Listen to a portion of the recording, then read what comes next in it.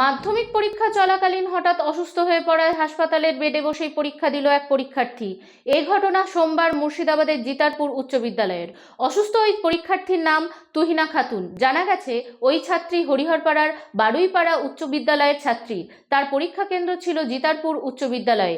পরীক্ষা চলাকালীন হঠাৎ অসুস্থ হয়ে পড়লে স্কুলের শিক্ষক শিক্ষিকারা তড়িঘড়ি উদ্ধার করে হরিহরপাড়া ব্লক স্বাস্থ্যকেন্দ্রে নিয়ে আসা হলে সেখানে চিকিৎসার পর হাসপাতালের বেডে বসেই পরীক্ষা দেয়। ওনাকে ওনার টিচাররাই নিয়ে এসেছিলেন। পেশেন্টটি হঠাৎ পরীক্ষা দিতে দিতে আনকনসিয়াস হয়ে যায়।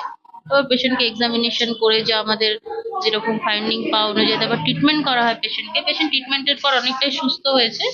এখন উনি এক্সাম এখানেই দিচ্ছেন এই হসপিটালে। ওই ঘটনার খবর পেয়ে হাসপাতালে ওই পরীক্ষার্থীর সঙ্গে দেখা করেন হরিহরপাড়ার বিডিও ছেরিংজাম ভুটিয়া। তিনি জানান, এখন সুস্থ হওয়ার পর ওই ছাত্রী পরীক্ষা দিচ্ছে, এখন কোনো সমস্যা নেই।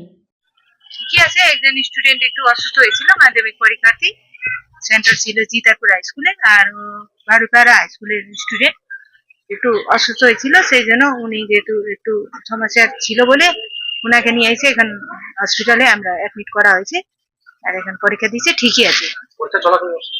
হ্যাঁ।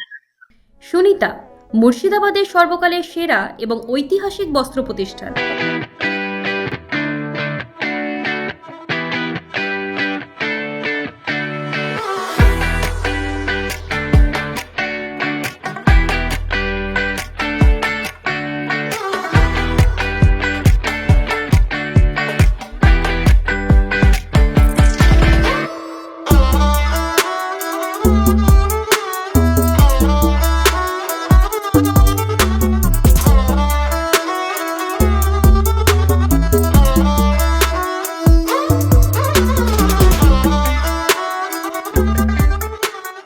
বিয়ের কেনাকাটা থেকে শীতের পোশাক, নামি ব্র্যান্ড, সেরা দাম, একটাই নাম সুনিতা।